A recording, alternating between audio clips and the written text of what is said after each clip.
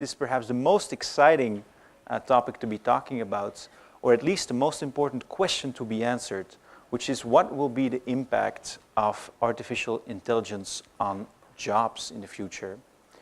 It's a setup we've already seen, of course, this morning and yesterday, talking about the fourth industrial revolution, which is hitting ASEAN and, of course, the whole world.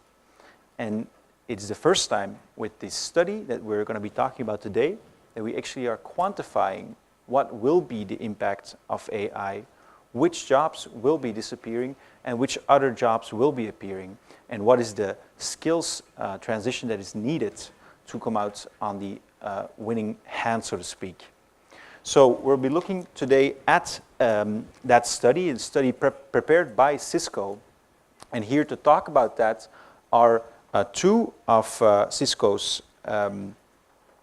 managers. The first is Naveen Menon, who is the president of Cisco in ASEAN, and also an author, or the author of the report that we'll look at.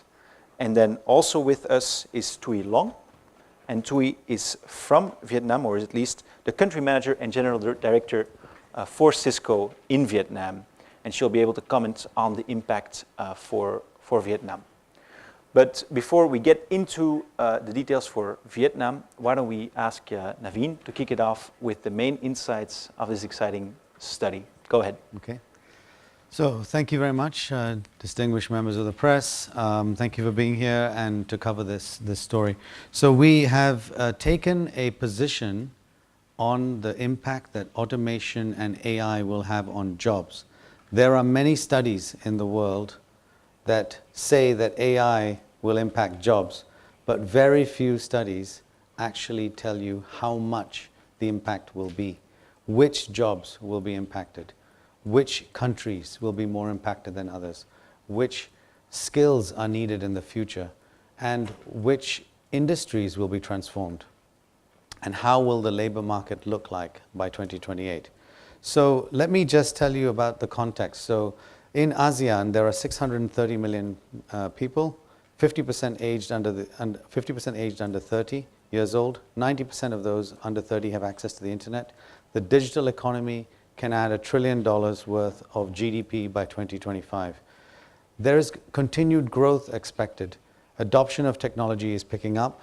Innovation is gathering pace. We're seeing largest advancements in the artificial intelligence front, and AI-enabled technologies will open up new growth areas. However, the increased adoption of technologies coupled with advances in the use of AI through software, hardware, and robotics will help to lower cost of goods and services. It will drive a demand and will boost growth. It will also create millions of jobs. So we have seen that when we look into the creation of jobs, we see that there are going to be some sectors that will see an increase in the job market. So the wholesale and retail industries will see about 1.8 million jobs created. The manufacturing industries in ASEAN will see 0.9 million, close to 1 million jobs created. The construction industry will see about 1 million jobs created. We also see jobs will be created, about 400,000 jobs created in hotels and restaurants, 200,000 jobs in finance and insurance sector, and we see almost 200,000 jobs created in public administration. And the IT industries, health industries, professional services will also be impacted positively. However, the AI-enabled technologies will also see a marked shift in the labor model. So the labor market will change shape. What that means is that many skills that we have now will be redundant. We also will see, unfortunately, the lowest skilled workers will be the most at risk. And the sectors that are most vulnerable to the impact of AI are in the services and the agricultural industries. So in total, we expect about 28 million jobs fewer will be needed in order to fulfill the same economic output as today.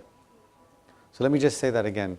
In order to keep the same economic output, we can deliver the same economic output by 2028, but with 28 million fewer jobs. The jobs that are going to be impacted, we've mapped by country. So the largest displacement of jobs on a percentage basis will come from Singapore. 21% of the labor force will be displaced. That equates to only 500,000 jobs, 500,000 jobs. Indonesia, on the other hand, will see about 9.5 million jobs impacted. That is only 8% of the labor force, but that is the largest number of jobs that will be impacted in ASEAN. Malaysia, we expect, will see about 1.2 million jobs impacted.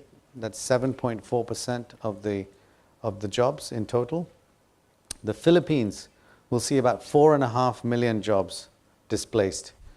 That's 10% of the workforce. Thailand will see 4.9 million jobs impacted. That is 11.9 or 12% of the workforce. And Vietnam will see 13.8% of all the jobs displaced. And that is 7.5 million workers in Vietnam. So in total, that adds up to 10.2% of the overall labor market. That is 28 million jobs in total. So of the 28 million jobs, 6.6 million of those jobs will require reskilling.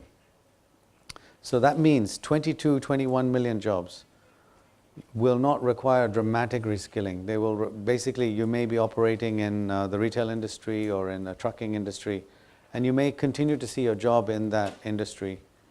However, 6.6 million of those 28 million jobs will either require a shift in the occupation that you're doing, a shift in the task that you're actually doing, the task profile, or a shift in industry, or a shift in the country. So if you're working in the Philippines, you may need to move to Vietnam, or if you're working in mining, you may need to move to retail. There's a lot of shifts, and 6.6 million of those workers will need reskilling.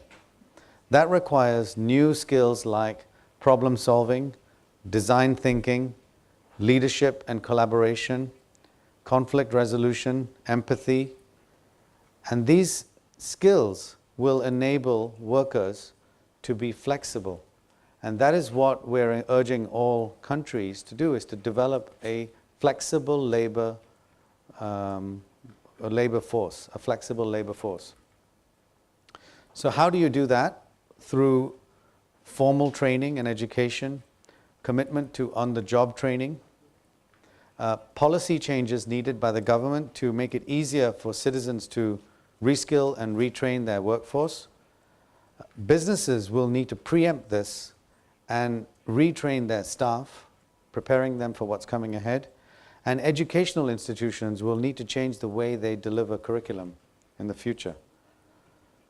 So those are the key elements of the study. They're highlighted in the press release that we will be issuing out. And then the full study is in this document. Let me just highlight just in closing, how detailed this study is, okay? We studied 6 countries. We studied 21 industries, 430 occupations, and 41 work tasks. So you can imagine it's a complex model. We evaluated this model over a 10-year period. We ran this model in consultation with about 10 to 15 experts that come from public sector, private sector, non-profit, academics, and civil society. So it was a comprehensive exercise. It's probably the first time you're seeing a forecast of the labor model in this way. So I'm very happy to take any questions. That's probably just what I wanted to cover at this stage. Absolutely, and I have to say, very impressive work. And I would say I have to look for words because it's also mind-blowing and perhaps also terrifying. It's, of course, in order to address a problem, you have to first know the problem. And it seems like that this is sort of the first time that we are getting to know the problem. I just want to clarify before we move on to questions and also let Tui weigh in. You talked about sort of the positive impact first. And if I add those numbers up, I get to around 4.5 million, or around that number in terms of new jobs created. And then you talked about 28 million jobs that were needed fewer if we're going to create the same economic output. Of course, the hope is that in 10 years' time, the economic output of the region will be much greater. And then finally, you talked about the jobs that are going to need reskilling. So I suppose it will continue to exist, but that